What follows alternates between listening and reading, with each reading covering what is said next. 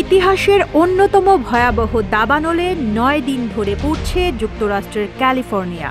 এখন পর্যন্ত ২৫ জনের মৃত্যুর খবর পাওয়া গেছে। ৬০ লাখের বেশি মানুষের জীবন হুমকির মধ্যে পড়েছে। এরই মধ্যে দুর্গত এলাকাগুলো আগুন টর্নেডোর ঝুঁকিতে রয়েছে বলে জানিয়েছেন আবহাওয়াবিদরা। ফায়ার সার্ভিস কর্মীদের জন্য এখন নতুন চ্যালেঞ্জ বুধবার থেকে শুরু হওয়া সান্তা অ্যানা নামে এক ঝড়ো বাতাস। এদিকে বিশ্বের বিভিন্ন দেশকে নাকানি চুবানি খাওয়ানো, যুক্তরাষ্ট্রকে এমন বিপদে পড়তে দেখে সামাজিক যোগাযোগ মাধ্যমে নানা কথা চলছে। কেউ এটিকে আল্লাহর গজব হিসেবে উল্লেখ করেছেন, আবার কেউ ফিলিস্তিনের গাজার উপর হামলার প্রতিশোধ হিসেবে দেখছেন। জনপ্রিয় ইসলামী বক্তা শায়খ আহমদুল্লাহ এই প্রসঙ্গে বলেন, আমরা জানি ক্যালিফোর্নিয়া বিশেষ করে হলিউড বিশ্বব্যাপী বিনোদনের শহর হিসেবে পরিচিত। তবে এটি অশ্লীলতা, বিবাহ বহির্ভূত সম্পর্ক, হারাম রিলেশনকে প্রমোশন করা এবং অন্যায় অশ্লীলতার সয় লাভের জন্য এই শহর নানাভাবে পরিচিত। মানুষ এই শহরকে জানে অশ্লীলতার সূতিকাগার হিসেবে। মানুষের মধ্যে যারা অশ্লীলতা ছড়িয়ে দিতে চায় ব্যাপকভাবে, তাদেরকে আল্লাহ তাআলা ভয়াবহ শাস্তি দেবেন বলে কোরআন মাজিদে জানিয়েছেন। কিন্তু এই ধরনের প্রাকৃতিক দুর্যোগ সরাসরি আল্লাহর গজব কিনা তা নিশ্চিতভাবে বলা সম্ভব নয়। বরং কোরআন আমাদের শিক্ষা দেয় যে প্রতিটি বিপর্যয় থেকে শিক্ষা গ্রহণ করা উচিত। ইতালির প্রাচীন নগরী পম্পের উদাহরণ টেনে শায়খ আহমদুল্লাহ বলেন, সেই নগরীতে সীমাহীন পাপ ও অন্যায় ছড়িয়ে পড়েছিল।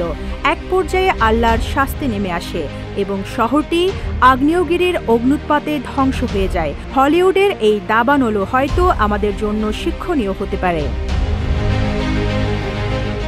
শায়খ আহমদুল্লাহ জোর দিয়ে বলেন, ইসলামের দৃষ্টিকোণ থেকে অন্যের দুর্যোগে উল্লাস করা সম্পূর্ণ অনৈতিক।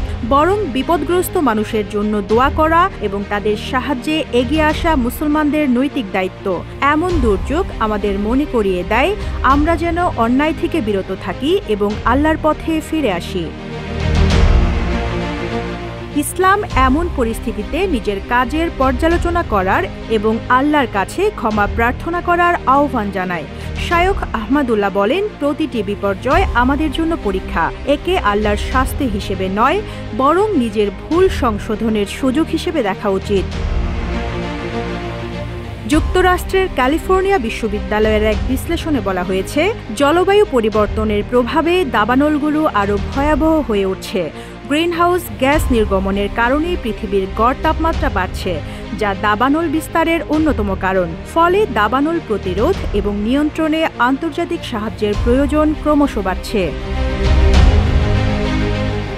আবহাওয়া বিশেষজ্ঞরা সতর্ক করেছেন, দাবানল দুর্গত এলাকাগুলো এখন টর্নেডোর ঝুঁকিতে রয়েছে। এটি বিরল হলেও সম্ভব, কারণ দাবানল নিজস্ব আবহাওয়া তৈরি করতে পারে। ফলে পরিস্থিতি আরও ভয়াবহ হয়ে উঠতে পারে। যুক্তরাষ্ট্রের দাবানলকে কেউ গজব হিসেবে দেখছেন, কেউ আবার জলবায়ু পরিবর্তনের প্রতিক্রিয়া হিসেবে ব্যাখ্যা করছেন। ইসলামী দৃষ্টিকোণ থেকে এটি শাস্তি নাকি পরীক্ষা তা নিশ্চিত করে বলা সম্ভব নয়। তবে শায়খ আহমদুল্লাহর মতে এটি আত্মপর্যালোচনার সুযোগ এবং অন্যের দুঃখে আনন্দিত হওয়া ইসলামের শিক্ষা নয়। বিজ্ঞানীরা বলছেন, জলবায়ু পরিবর্তনের বিরুদ্ধে কার্যকর পদক্ষেপ না নিলে এমন দুর্যোগ আরও বাড়বে।